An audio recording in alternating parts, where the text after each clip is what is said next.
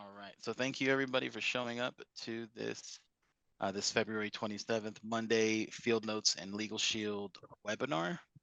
The topic of today is going to be categorizing your contacts, and then how that also leads into action plans and how you can use action plans for many different reasons, but everything is to help you capture people's attention, help educate them, and then also help them kind of be informed, right? So let's share some screen here. Now you guys can see my screen, correct? Yeah. Yep, we can. Yep. All right, so I'm going to share this text document because these are a couple of people's methods in which they have set up their large group contacts category, and then the other one is follow-up frequency. So for you guys, if you guys don't already know, you can edit these if you wish, and you can make them your own, right? So just to give some hindsight, Kathy, she has come up with sales cycle status and then status. So large group contacts, pick one for her, is called status. Now, the way that she uses this, she also had mentioned to me that this is the way that she was trained, right? To I guess to train people in LegalShield, and so she uses these categories. These are the typical ones that we have, but these are the ones she's kind of created, and because she was trained this way, she felt this was the best way to kind of just deal with it. So I actually looked at it and I was like, you know what? It's a pretty good system. Deborah also has something similar. So it is a variation of Cassie's. However, each one works for each one. So I just want to possibly maybe go through some of how they have things set up. And then for you guys, if you guys wish to do the same, of course, we're all here to win. So in this one, prospect. So she labels it 0, 1, 2, 3, 4, 5. Now this is just to have order. And then that order also will come down to here as well. So she'll have an order here with these different categories as well. And the only thing about it is, like when let's say you get let's say you get a list of prospects, or I've heard Jackie say things like walk the town. Have you guys heard of that one? And I guess that's like, TWC, yeah, I think that's like, TWC, go walk the community. Yeah. so that's like also going out there. I would call that sourcing, right? Because you could, yeah, you could walk your town, but now you could just pull up Google, right, and walk Google, and just start pulling different companies and I would say prospects, right, from there. And then if you were to do that, or if you had another means of getting leads and names and things like that, I'm going to assume that they would first come in as a prospect, right? So if they're labeled as a prospect, that can be something in which we use as a trigger. So do you think it would be helpful if you were going to prospect somebody that before you maybe started talking to them, or as you started talking to them, you started to maybe drip campaign on them some information about you, maybe some of the things that you've gone out and done, maybe some testimonials, just the typical LSA kind of things that you guys use to kind of better your chances to um, getting somebody to come aboard. And so for that, you can set up an action plan that can do exactly that drip campaign. Um, and it can be many different ways of, how do you say, educating them or talking about yourself, or putting, let's say you had some testimonials.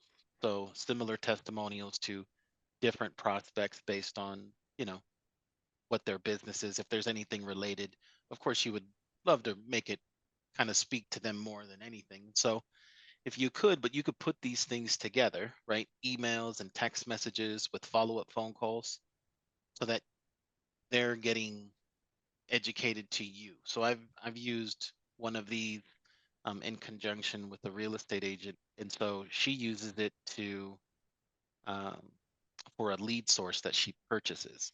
Now, as the leads come to her, she essentially um, will make a first initial phone call, then she'll get them into the system if they don't, and then she has a 7-day action plan with about 23 different activities between emails and text messaging and reminders to call that person.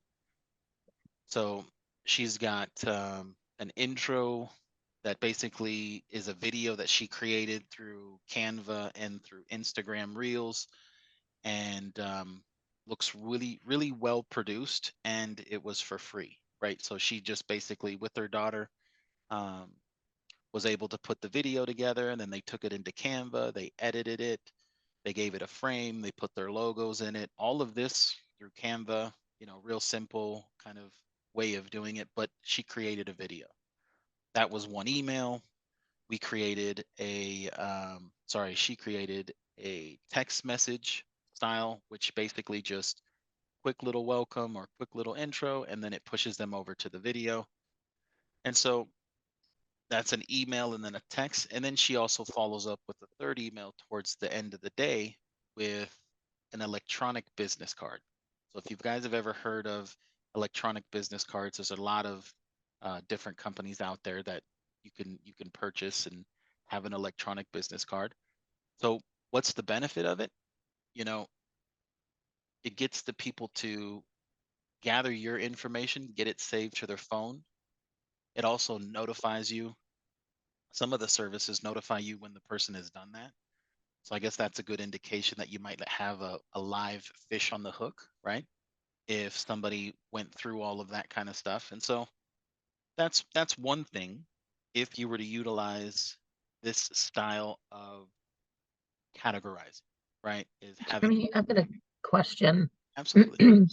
So you have two different things there. You have sales cycle status and then status. Are these the same? Are these are just two different ways of doing the same thing, or are these two different? These are used together, right? So this one breaks up your prospects. This is decision make. This is this the DM. This is like decision making, and then this is proposal. So once a prospect has turned that you, I guess, are speaking to the decision maker, you might change the category from just a regular prospect to now you have the decision maker. And then when you get to a proposal, and then when you're putting them through enrollment, and when they're being serviced, right?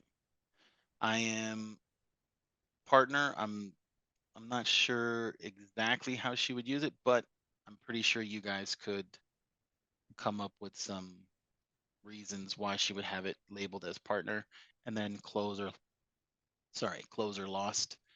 Um, so by having these breakdown, they also coincide. So like when you get to a prospect, you get to the decision maker, and then now it's a proposal. This might be, so this is Cassie's potential newest. So this is members active. So once they're in servicing, you'll see that members active, members canceled. That's kind of how she kind of splits those up. Active group. These could all be within servicing. A group proposal could be when it's in proposal, but then you would know that this is a group proposal. Um, let's see, close or reassign group, new group in progress. So new group in progress, I assume she would use with enrollment. But by having this breakdown and having these separate levels, it is these categories that are just above the plans offered, chosen, and the spheres. These could be named different for each one of you guys, FYI. And then so if I'm not sure if does everybody have follow-up frequency and large groups in their categories, or what are you guys using? I haven't really used these, so that's probably why I'm getting very confused about what you're going over. So it's about So categorizing your contacts in a way in which they're broken up, and then you can create different.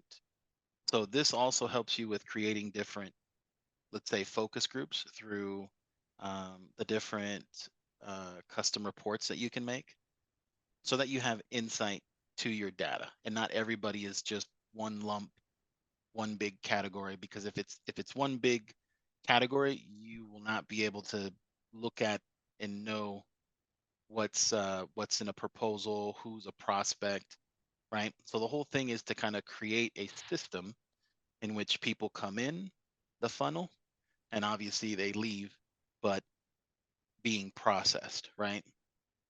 So with Cassie, she uses prospect these categories, right? If you'd like for me to either maybe throw these in the chat so that you guys could grab them, would you guys like that?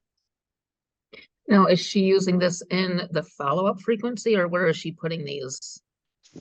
Sales cycle status Yep, essentially for her is like this. is the follow-up. Okay, Right. gotcha. So Yep. she changed the whole wording so that it speaks to her, because this is how she was trained in the whole Legal Shield thing. So Okay. she's just see, so when I asked her about it, I was like, well, you should use what you're familiar with, right? I don't want you to kind of use my system, use what you've been taught. And that's when she kind of brought this to my attention. And I was like, no, I really like this. I actually think it's going to help you. So she names her large groups and status. So this is how she has it. And then she has all of these extra categories. So you are to use them in conjunction with these as well. That way, if you wanted just to look at what you have as prospects, you could pull a list up and say, okay, I've got 400 people as prospects, right? If you wanted to, within the prospect, set up a touch point, meaning you can set up a frequency for just this category. So let's say 25 people a week you want us to reach out to and have, let's say, a cadence of calling and just kind of have something to um, push you to make these phone calls. um, Many different sales programs want you to reach out to like 50 people a week, 100 people a week. By doing that, it gives a good base for like pipelining contacts and relationship building and that kind of stuff, right? So that's how you could use touch points in conjunction with this, but also you can have an action plan reaching out to these people, educating them on you, right? I feel, well, before when this real estate agent was using these leads, or when she was getting these leads, I think she told me that she wasn't getting much way with these leads. So people wouldn't call back, people wouldn't follow up with her, they really wouldn't do anything. So in about a month and a half worth of time of using the action plan, she said that she hadn't people haven't even gotten to the end of the action plan. By the third or fourth day, they were already reaching out to her, apologetic, with a lot of information about the real estate deal in itself. Like, oh, this is me and my husband. The children are moving out of the house. It's a big house. We would like to downsize and possibly move closer to Florida. Right. So I would say to her, wow, that's interesting. Before, they wouldn't even call you, they wouldn't share any details, they wouldn't do anything, right? But now, all of a sudden, by you educating them about you and sending out, so she had like this buyers and sellers packet and a lot of PDF things that she already had created. And I just said, okay, let's just grab all of that stuff, get it digital, and kind of do what we've done with you guys, which is kind of put it into emails, put it into text messages, get it to where they can access the data, right? And by having that, she's getting people follow up with her within the third, fourth day and just spilling the beans, right? So that was a huge, huge difference. And I don't think that you guys wouldn't, well, I think that you guys would get the same benefit by going out and offering those kinds of things, people are going to see the product. If they have any questions, they'll most likely want to reach out to you and have a conversation. But since you put a face and a name onto the product, I definitely feel that that helps you with converting, right? So a little bit of why I brought it up. That's also something in which Deborah would like to do with small businesses is you know have a better chance to convert these people. So I just kind of shared my experience with how to use action plans and that kind of thing. But it'll make it extremely difficult to use action plans in that manner if we don't have some type of system built, right? So this is Cassie's. I got it all kind of C and C, and so here I'm gonna go ahead and dump this in the chat. And so you'll see that there's like two sets, right? Two sets for each one. And here we go. So if you guys want to grab the one that best fits you, feel free to do so. Um, you'll see that one is large group contacts. I think that one is Jackie Johnson. I think it stands for J. She uses F up frequency, which is obviously follow up frequency, just shorthand. Um, and then there's Cassie, and I think the other C is Kathy Lucas. So, and then there is Deborah Schaefer is the last one at the bottom. So good good examples or just different examples for those different people and how they use it. You guys are welcome to borrow and steal any of those and create your own Franken categories. However, if you understand how if you break it up with these different categories, such as prospects, DM, you can create different action plans. Or let's say if you want to create follow-up for them, you can create follow-up. And so that's a little bit of what I'm thinking. How do you guys how are you guys taking this? Does this make sense? Do you guys got questions? I'm curious, Jeremy. I noticed the last one, which is Deb. Mhm. She has on the status a lot more fields than what they have available within the system that you can edit. Mhm. How do you add those extra fields? Perfect. A good question. So there's only two places to where you can do that. It is in the new contact. So let me just back up and quickly show you. So from this button, when she'd like to refresh. So from this plus contact button, and when you open up the contact and you hit more, you'll go to this page. And within this page, you'll also have the opportunity to see managed items. Yeah. So you'll see it in those two different places. If you're in a contact, you could quickly run to whoever and then just go, oh, okay, let me just add a new category. I definitely think, or I think it's a good thing to kind of keep in mind when you have oh, I have a good idea. I want to create this. I think I should use this new, let's say either new category. I say create it. Create it because you might find yourself associating more people to it, just as long as you know how it fits in the scheme of things, right? So, Okay. Can you click on manage items? uh-huh. And then enter the new category, just hit save, and then it will show. So now if you wanted to follow suit, right, with 01, let's say that it's let's just say you want to copy and instead of say follow up, you can put contacted. So now you can have, and if you see this, well, this one kind of moved because it was alphabetical, but now you have application, you have a contacted one, and you have a follow-up one. So you, Okay, and that was kind of, I didn't know what that item name at the top was and if that would add to the other one. So that was, I was in this far and then I was like, okay, now what do you do? So thank you. right, if you needed to clean them up or edit them or throw them away, you definitely could. Just be careful, because if you've already associated people to them, then obviously it's going to take that away from the contact. Not going to delete the contact. It just will no longer give that person any of the follow-up. So if you were doing something like this and you had a bunch of people already, it would be best to maybe go filter, see what people are using, what you've already set people to, and then make the changes so that you just don't mess things up. But if you're starting fresh, kind of like the way that you are, this is a huge moment for you, because this is key, is what I would say, right?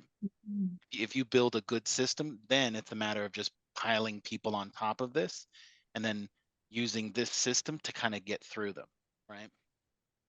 Okay. So, yeah. Any other questions you guys might think?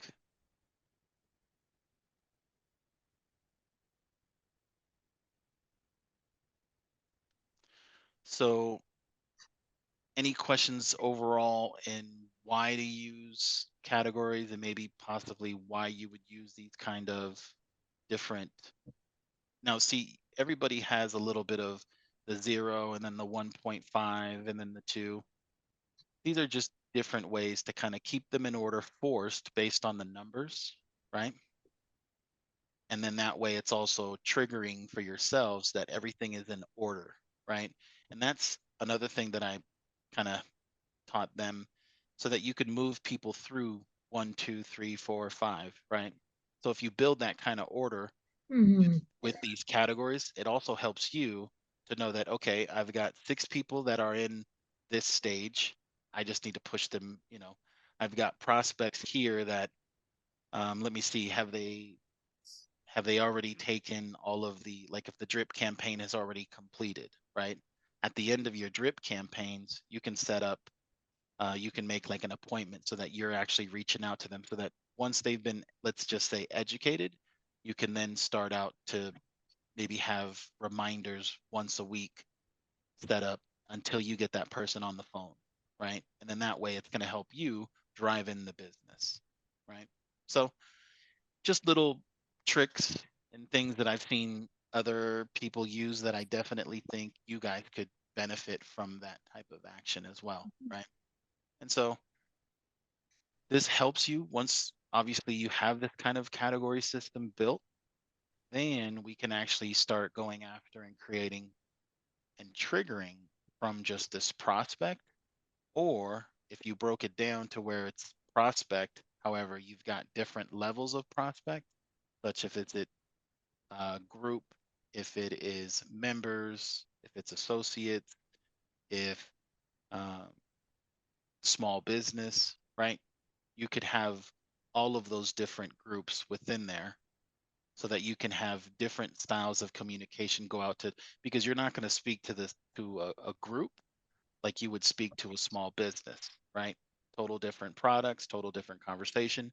But having a system like this built will allow you to set up all these action plans. So the moment you put somebody in that's prospect, that is a new group in progress or a group proposal per se, um, they would they would start getting X communication, right? That should help you, um, with just overall converting, and then you just do less, right? Because you've got the action plan working for you. You get, you could have it do like a 7 days worth of information. So the good thing is that while you're reaching out, some people could follow up with you either through the text or the emails and tell you their position, right? Tell you, no, we're not interested. Oh, we've already got benefits, blah, blah, blah. Now, if they do that, I would still go into them. You know what I mean? I would still go into them and still talk to them, kind of find out there might be something in which you could do, in the sense of just either just let them know that, well, if anything changes, to definitely loop you in. And then you can basically set up follow up, which is like, let's say every 30 months, or not every 30 days or something like that. You could follow up with them, and you could just go, since now that you know who you're speaking to, maybe somebody, sent you an email and replied back with their information. So now you have a target that you can just keep on following up with. They could respect that over time, and they could see that you're a serious person, and they could have more, questions for you. And maybe then, now that you've kind of grown on them, maybe they'll start to say, well, you know what, send me some stuff. Let's talk about this, that kind of stuff, right? But just the old sales guy in me that probably would never let anybody go. But I think that if you guys think about the categories and build a system to it, you'll be able to leverage action plans a lot easier and help you with convert and overall just make more business.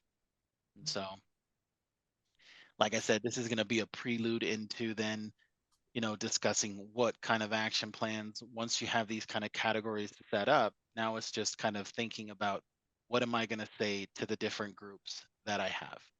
How am I going to educate them? And then that's some stuff that you can kind of just brainstorm and pull up like a Word document and, start saying, okay, this is going to be the first day. This is what I want to say to them. The second day, this is what I want to do. Right. And so if you build it in your own tone, then it's going to be like if it was you spending the time reaching out to them. Right. And if they saw that you were doing this for a week consistently on top of it, um, you know, I would respect that. I would say, oh wow, this is a person that really, is on top of her job and she just wants to get her stuff out there. And if it, works with the company, or if it's a personal, or if it's trying to uh, recruit new people, right? Um, this might get you in more conversations than you ever had based off of this working in the background, right? And that was another thing that the real estate agent had expressed. And since she did this and we started to do this right towards the end of the year, she was, um, it was Thanksgiving, it was Christmas, New Year's, it was all these holidays. And she had this in the background to where when anybody then reached out to her, that's when she kind of had to kind of get her working hat on. But everything else, she was knowing that this was working, sending out the communications, and so she was able to live a life and not have to focus on the job at hand, because a lot of it was kind of being taken care of, especially through those leads, right? And so she didn't have to like call those leads. She didn't have to go through and see, oh, who hasn't she called before. Basically the action plan is what's telling you the progress of that individual. So she would just go in, she would see that they're slowly going out, no communication yet, and then then she would just let the days go by, and then all of a sudden she's getting people reaching out to her and things like that. So she was really, really happy to see how she could create it and get it running in the background, but she never had to babysit anything. So if you guys like to work smarter and not harder, this would be a good step to to think about, so that you can get into using action plans and that kind of method. And yeah. So Jeremy, I have a question. This bottom one here, Hmm. where it says the partner broker GA, I'm just starting to work with one of my brokers where I'm going to help them close business and do part of the prospecting with them, and then, an overview of our services. Hmm. I could probably adapt this partly, do you think? So I can keep them separate from my existing business? Good. And this is by having these different. So number 5 could be that's how Kathy's using it, and then she breaks it down even to another level is partner broker. I don't know if she has maybe another reason to categorize partner, and if there's more categories, but if there were, let's say, is this Georgia? Would you think this is for Georgia?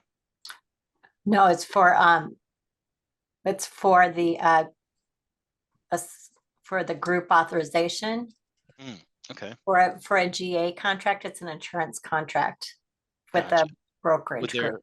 would there be another reason to have another category, partner broker slash, because if there was, all you would have to do is just basically kind of, go into the system, Mhm. copy this, and then give it whatever other, if there was another reason to kind of have it, you could definitely create it. And now you would have it separate, right? Just in case Mhm. you needed to keep things separate. That's the whole point with having these. So let's say under prospects, you had reasons for having different levels of prospects. You could build that into to this part, and then you would be able to break up those contacts and have them all Mhm. separate, right? And Yep. so that could also help you with the custom reports, Yep. right? So if you had custom reports, basically you could break it all up into different categories, but you would be using these um, as basic hooks to make those Mm. reports work, right? But yes, I think what you're saying is correct. You could do that. Okay. Yeah, that's great. Good timing. Thank you. Absolutely. Um, and so this is kind of what I had for everybody today. I'm not sure if there's any other questions that you guys have had that you'd like to, now that you've got me on the Zoom, to ask me if there's anything, or if there's any other topics of discussion that you guys would like to um, bring up for the next meeting, this even maybe for this Thursday. I'm always open to suggestions. No, this is helpful today. Thanks, Jeremy. Absolutely. Absolutely. Yeah. Whatever can help you guys keep the business, right?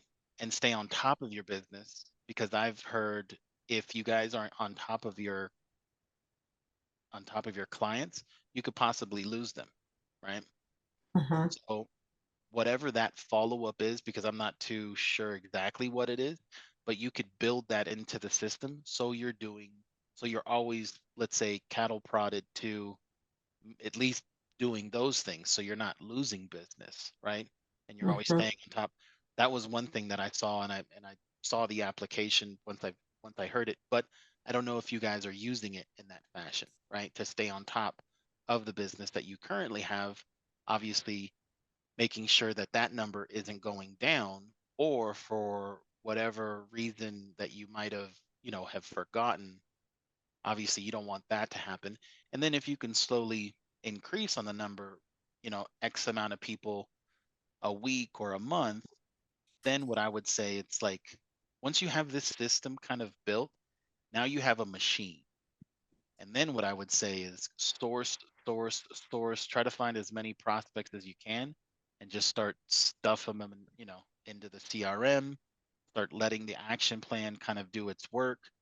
You follow up with the action plan, and just kind of, if you're setting up appointments to call and do all of that kind of stuff, just kind of stay on top of it. I'm almost pretty sure you're going to be able to convert more, have more conversations, and then I'll just leave it up to you just to kind of concrete the deal.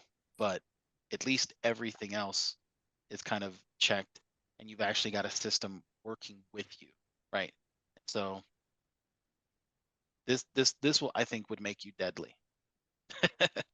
um, when it We when do it want comes. them to be alive, though. Oh no, yeah, We hear they pay their bills then. Right. but you will be able to slay way more having this kind of system. You'll be able to really kind of chop wood, and just Yeah. be able to kind of, and it's not a you shouldn't be thinking about this every time. Everybody shouldn't always be a new case. Basically, everybody's going to fall into a couple of brackets. Everybody's going to have a couple of different conversations, and it all depends on what you deal with. So if you deal with this, or I mean, if you deal with small business, you can basically cater this to what you focus on, right? Or Mhm. as you can see in a couple of these, everybody's dealing with a couple of different things, you know? Mhm. And as long as there's order, that's what makes you deadly. That's where nothing's falling through the cracks, everybody's getting a touch, and you're going to be able to convert a lot more business because you have a system to it opposed to not having a system, right? Right. So I'm So glad that great. this resonated a little bit with you guys. Mhm. But yeah, so it was All right. alrighty, people. It was a pleasure speaking to you, and Thank you. I guess we'll see each other this next Thursday. All right. Good. Take care. All right. Alrighty, ciao, Okay. everybody. Thank you. Thanks, Yep. everybody. Bye. Nice to see you. Bye-bye. Bye bye. Thanks, Jeremy. You're welcome. Ciao, ciao.